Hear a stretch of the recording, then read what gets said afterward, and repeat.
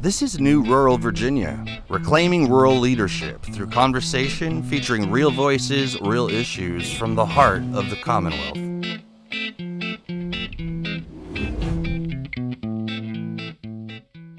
Hey all, welcome back to New Rural Virginia Podcast. I'm Parson Brown. And I'm Larry Wohlers. Parson, so good to see you again. Only been a week. And I've got a two-part quiz for you. Okay. Okay, and one's tougher than the other. The first is, Virginia's an agricultural state. It's not in the kind of league that, say, Iowa is, where I grew up, but it's not nothing in agriculture. All right. So what is the number 5 county in Virginia in terms of agricultural output? Is this the hard one or the easy one? This is, I don't know. You tell me. Oh, geez, Larry. I love it when you get me on the spot like this. I honestly don't know. Well, it is Bedford County. I should have known. Yeah, you should have known that, right? And then the second question is, who is our favorite farmer in Bedford County? That is easy. Obviously, it is Joy Powers, who Absolutely. You got that with one us right. today. Yeah. That's right. Who was our very first podcast guest way back in June. Yeah, our first guest and our first repeat guest. But now we get to come back as we're ready to start early voting. So it's been a whole summer. Yes. And can I tell you how excited I am? Like, early voting, guys. Early voting. It's just so exciting because it's like, yes, just go and do it. Do it early. Get it over with. Get it done with. Yep. Anyway, we are really excited to hear from Joy, what she's been doing this summer, what she has been hearing from her voters as she goes through her district. Joy, welcome. Thank you, guys. It's great to be back with you. Welcome back. Yeah. You guys were, I think, my first podcast of the campaign trail. And so very glad to come back and be with you guys now, right in time for early voting, like you said. So it's a very important time in this election cycle for sure. So tell us what you've been hearing this summer as you've been talking to people and what you've learned and how your understanding of the contest and the campaign has evolved. Yeah, absolutely. So, like you said, I'm from Bedford County. I grew up here. My family has deep roots here. But, Bedford is also known for being kind of a Republican stronghold. And so when people said, you're going to run as a Dem in Bedford, I was like, yeah. But what I've found is that experience has kind of been the opposite of really what I expected is people are going out of their way to say, you know what, like, we get it. Like, we get it. It's okay. Like, and so by them saying, first allowing, a few months ago, it was, yeah, sure, it's okay that you're a Democrat. Now it's, well, let's talk about your plans and let's talk about these issues. What do you mean your opponents for data centers? And so, what I've found is really, one, there's a lot more Democrats out in this rural part of the world than people think. But two, also is, there's no ground lost. I think that people, when we have the right conversation, people are willing to listen. Mm-hmm. Well, you have a great campaign platform. The acronym is H.O.M.E. It's healthcare, opportunity, market affordability, and education. And so, as you say, it's a common sense blueprint to fight for working families in rural communities. So today, I think Larry and I we were going to see if we could just take it one by one and have you tell us really what you have in mind. Yeah, that's great. My home plan was really built around the idea that rural Virginia, it should be a good home. And there's things that we have to have in order to make that a good home for all of us. And so, it's interesting because some of the things like I was talking to another candidate and from Northern Virginia, and he was really well named. He was like, "Can you believe there's some parts of the state that have to wait 25 minutes for an ambulance?" I said, 25? We'd be lucky with 25, And so I think that there's a lot of room that we, no one a lot of our coworkers in Richmond, they understand that, these hour and a half long wait times for an ambulance, it's inexcusable. It doesn't make rural Virginia a safe home.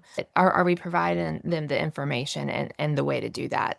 And so that's what I'm really excited about. That's just one area of it. So yeah, I like to start with healthcare. I think that now, in this climate and this time, Virginia has to have all eyes on healthcare and making sure that we have a plan to make sure Virginians have not only just healthcare they can afford, but at this point, we have to make sure they're going to have healthcare, period. Right. And Right. we chuckle, but it's really because of how ghastly the conditions are in so many rural communities, and that's the truth, the sad truth of access to Right. healthcare.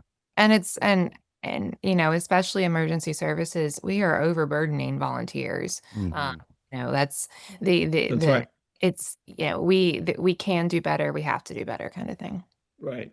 And I think the challenge for Republicans is these huge cuts to healthcare that have been already set in stone with the big the tax bill. They are have no choice but to support it. So I think in their heart of hearts, they know this is going to be really bad for their voters. Yeah, absolutely. I think now more than ever, we know that there's no room in the Republican Party for discourse or disagreement with the administration. Um, and so I think that we've seen that, reflected in a lot of even the state policies that have happened here and the rhetoric surrounding healthcare. But when we're looking to these healthcare officials in our hospitals and we're turning to doctors, um, and they're sounding the alarm. I really encourage my neighbors to take note.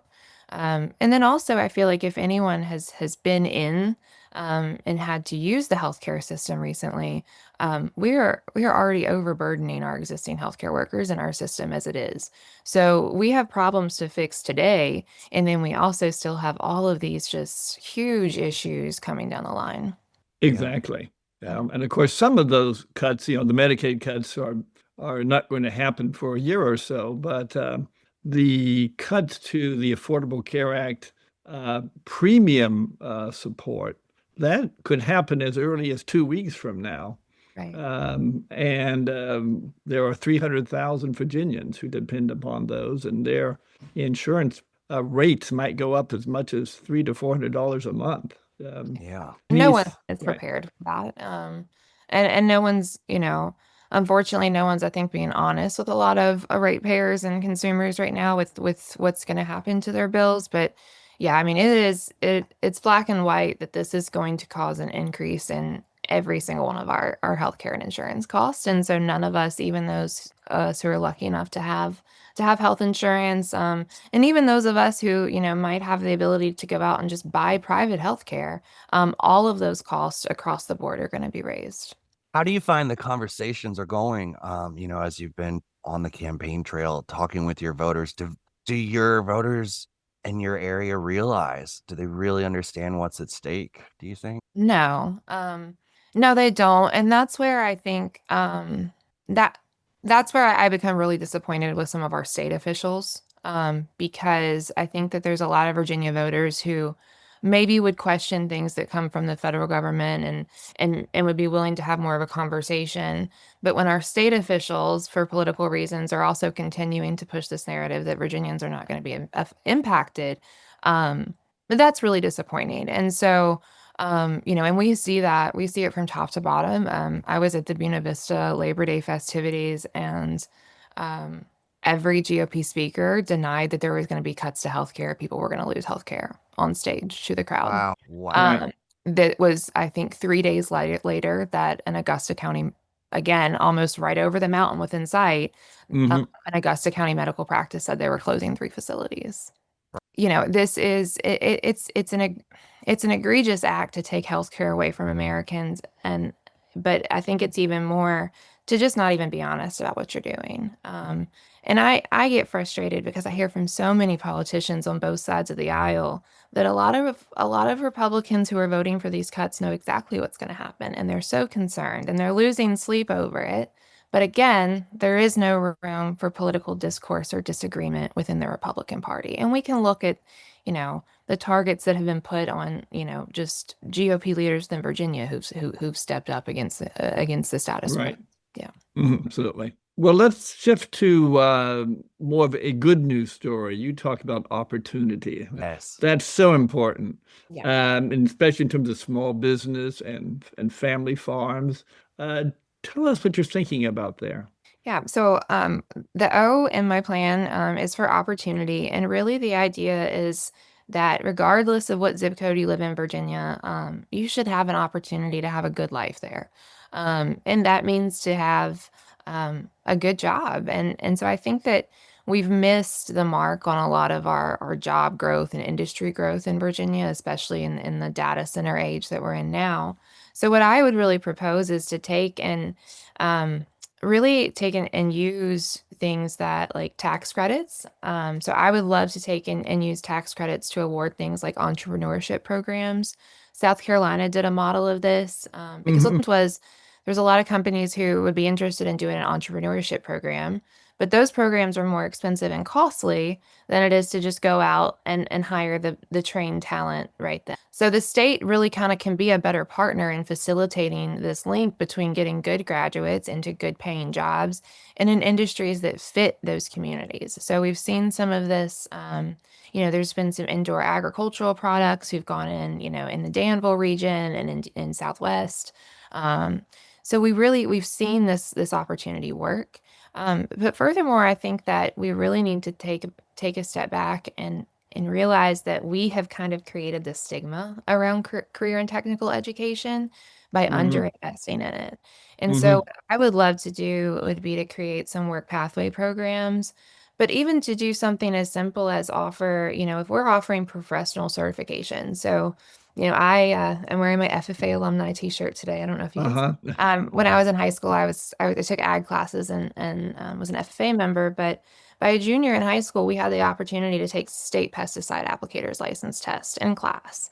Hmm. There's all of these professional certifications that we can offer across the board. Why aren't those weighted credits?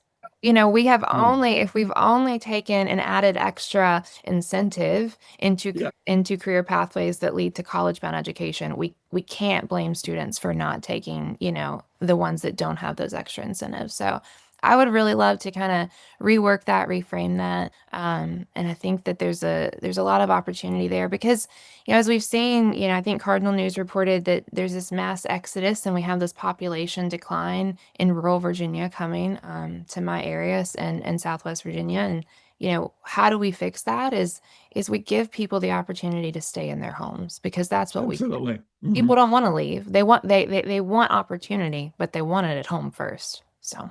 Right. Right. No, good points and very fair insight. Hmm. And what about family farms? You talked about that. Of course, you are a family farmer. Certainly, we read that the combination of tariffs and cuts to USDA programs and staffing. I mean, 18,000 USDA staffers have lost their jobs in just 6 months. How do you see that playing out on the ground, and what can we do? Yeah, it is a dire time in agriculture right now, and it's frustrating because I feel like the agriculture industry is a political kickball, and we get tossed in every trade conversation, um, and it's just it's frustrating, but we're at a critical point now. And like you said, like we've got farmers who, are at risk of losing, especially, in the deep South in Arkansas and other places, and losing their family farms. I think that, Hmm. I mean, a huge amount of land is now vulnerable, and because of those decisions, those families vulnerable, and that's heartbreaking. Farmer suicides sky high. So first thing is I Oh my encourage, gosh. yeah, Hmm. I mean, it's extremely frustrating. It's further frustrating that our Secretary of Agriculture continues to bury her head in the sand and not acknowledge the situation. Um, Hmm. and so that's what I encourage farmers. Like we have to be honest and we have to make our voice and our vote matter. Because Hmm. again, we're in the middle of every single one of those conversations. But if we give our vote away for free, that's how we end up That's right. in this situation. So I think we start there. Another thing that, again, I don't want to be a bad news bearer, but I think that we all need to be ready to rally behind our local extension services because I think two things are going to happen. with these USDA cuts, our extension agents are going to be, filling a lot of that gap in knowledge and Mm, reach in our communities. But as these funding cuts hit the state, what we know historically is when we have massive funding cuts hit, it does hit extension. And so we could be looking at having to kind of rally behind and protect those professionals again. And I would encourage everyone to do so. So I right. think that's critical. But again, I think that really, unfortunately, until the industry and until the organizations who advocate for agriculture are really willing to put the farmer and the farm future first, that we're going to be stuck in this predicament. So farmers have to make their vote matter, and they have to make people work for it and earn it. Yeah, that just breaks my heart. The the level of farmer suicide. For folks Hmm. that really should be that need to feel they need to feel valued and know how much we value them. That really like just got Yeah, me Right. in all the feels right now. you're talking about, people who are their family leaders who have inherited, generational properties who are now suffering Yeah. lives that are not their fault, and no That's one right. to help. So, That's right. And whereas big ag has deep pockets, and they can get through this and even, profit from it by buying the land out from under the family farmers. The family farmers don't have that. no, and I was really disappointed. I think that that's one of the elements of the big bill that was celebrated was, the estate tax clause and how, that would help farmers be able to keep their farms intact and not be overburdened. But there was a way to do that without damaging and hurting our industry, irreparably. Like we won't be able to recover from this, it is what is likely. And so, like I said, I think that we have to just start having a new conversation. Hmm. Hmm. Yeah. Well, the M in the acronym of your platform home is market affordability. Would you Yeah. lead us into that with some of your ideas there? Well, I think that if anybody's asking you for a vote and they don't have a plan how to make life more affordable, they don't deserve your vote. Okay. Because what we're seeing now is, I think a study came out like 2 weeks ago that's like almost half of Virginians are going into debt to buy groceries, like short Hmm. term like loan programs just to buy their groceries, and that's a widespread policy failure in my view. So even if those things are coming down from the federal government, we still have to acknowledge the predicament that Virginians are in. And so how do we do that? And so, for me, one thing with market affordability is we can start with energy. Like I'm really big on, closing off public utility donations to campaigns, transparency, and um, ratepayer equations. But also, we are overburdening our consumers with the data centers and the energy bills that are driving up because of them. And so I think that we have to really make sure that we recenter how to keep Virginia affordable into these conversations. And then, another one, I think that 2 points that, we have to revisit is I'm hoping that the state legislature will revisit the prescription drug affordability board that was vetoed last year. Virginians already pay 36% higher for prescription drugs than the rest of Americans, and Americans pay almost double what the rest of the developed world pays for medicine. So Virginians therefore have some of the highest medicine prices in the world. And the Yep. fact our governor vetoed just a prescription drug cost review board to make sure that sick and vulnerable people aren't being exploited. That's really disappointing, and we can do better for Virginians, and I'm confident that we will, if we have a blue house and Abigail Spanberger in the governor's seat. I know she's excited to sign that into law. And then I'm a 33-year-old. All of my friends want to buy houses, and Hmm. so that I think is something that we have to do. I think that, interestingly enough, my opponent and I both agree that home affordability is actually a huge issue.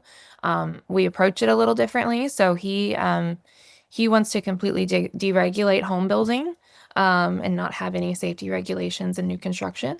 And so that I think we talked about before some legislation that can cause more problems than it helps just to cure. So things like that is how do we actually make housing affordable? And one of the things that I think that we can do as the state is we can be a better partner in that. And so we can do things like streamline our permitting service. We can hold Hmm. ourselves to deadlines because I know builders in my district who've, been stuck on projects for weeks at a time simply because the state isn't looking at a Yeah, So it has to we go fast. Yeah. exactly. We have to make sure that we're good partners in that process first before we completely deregulate industries. Right.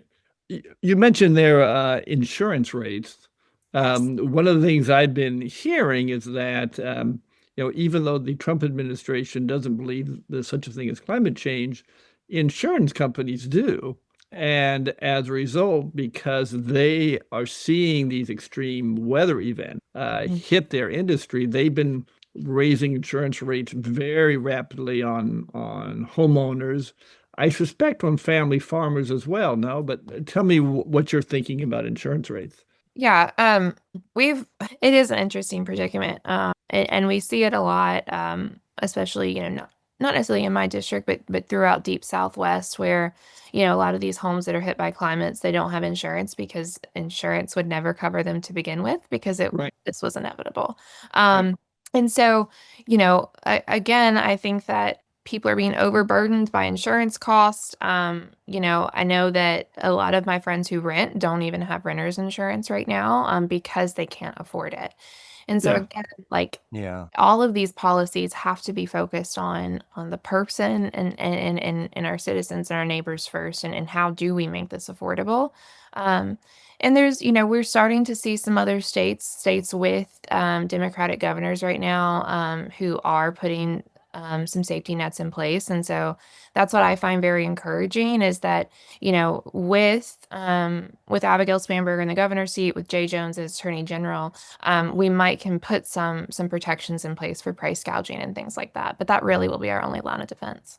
Yeah. And then the E in home education. I think that's Yes. one that we all love to talk about, especially public schools in rural areas. Tell us what you're thinking. So first, I have to give my son a shout out. So Hmm. he is in kindergarten in public school this year. Okay. And I feel extremely privileged as a parent to drop him off at a school every day that I feel comfortable and excited to drive away and hear what he has learned. And I know that that's a privilege, and I'm very grateful for that. I But love that. yeah, My mom was a kindergarten teacher in public schools here in Warren Oh, County for many, many years. So I understand that love. and it's and so in that same right, it really bothers me when people turn school teachers into the boogeyman. And so Mm, that's just a conversation that I don't participate in. And so I pretty I'm just not going to let teachers be political collateral in any conversation that I have. And so with that, though, I like to reframe the conversation on what we can do. And because I think our teachers have done an outstanding job with what little resources the state has given them. yeah. So, especially in a community like mine, my community is very active in advocating for our public school system. We have they'll turn out full rooms anytime there's discussion of school closures or redistricting or things like that. Um, and ironically, a lot of the point of views and educational spending and investment, um, things like that, they actually align more with the Democratic Party than they do the Republican. And so what's happening is we're kind of electing people at the state level to represent our communities that aren't advocating for our needs. And so my community is overwhelmingly supportive of public schools. But we haven't done anything to invest in infrastructure here. And so that's one of the things that I would hmm. like to see, and I think the state's really failed on, is the state has to be a partner in educational infrastructure. And so, we have a school, was my local elementary school. Um, they built a new expansion school when I was in second grade, so it was probably around 2001 when that school opened. My son goes to that current expansion school right now.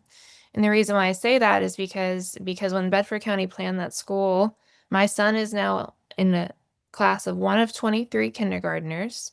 In the Okay. expansion school, there's 4 classes there. They're talking about shutting down the older school that's within half a mile of the elementary school that they built. Where are they going to put those kids? Yeah.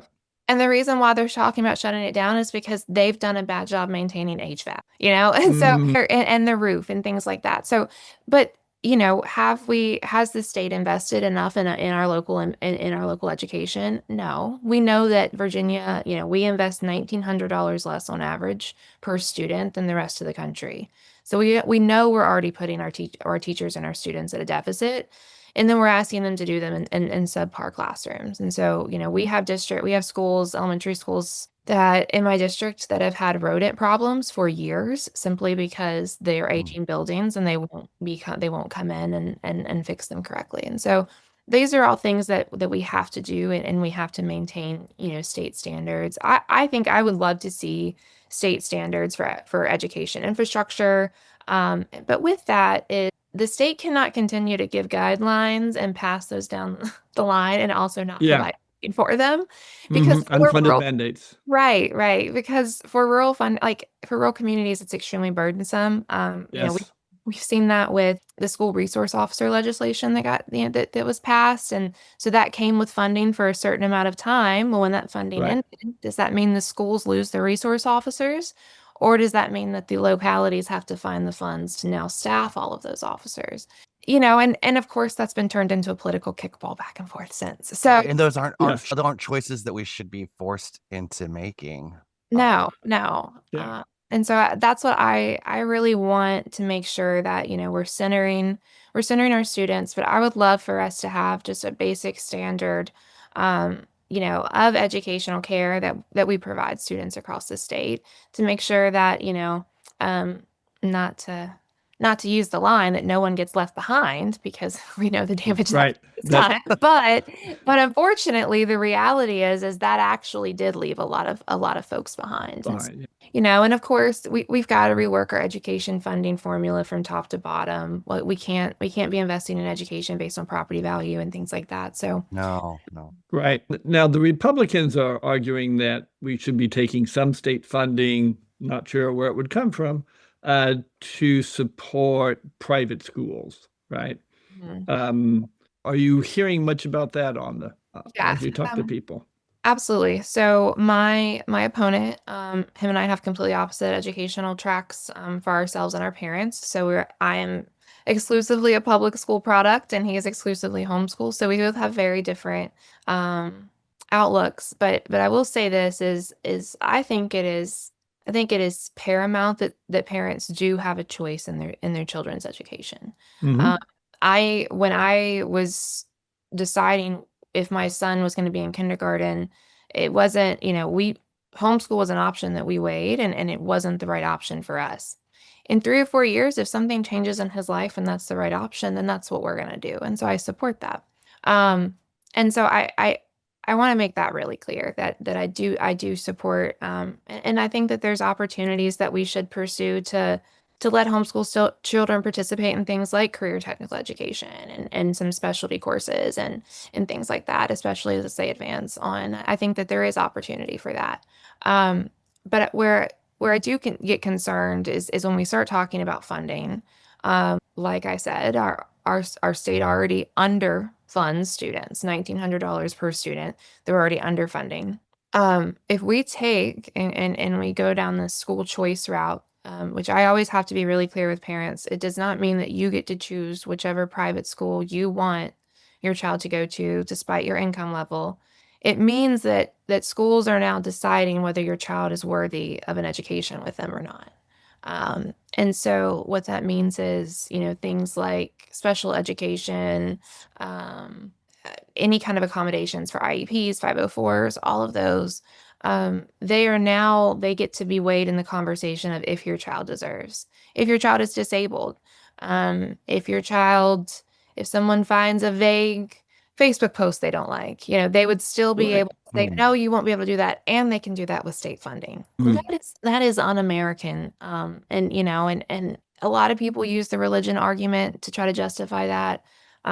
As a Christian, like I'm here to say they asked Jesus to take over the government and he said, what God is God's, what Caesar's is Caesar's. I'm big for the separation. Yeah. And I do think that's really important. Hmm. My goodness. Yeah. You alluded a little bit to higher education, the technical schools and such.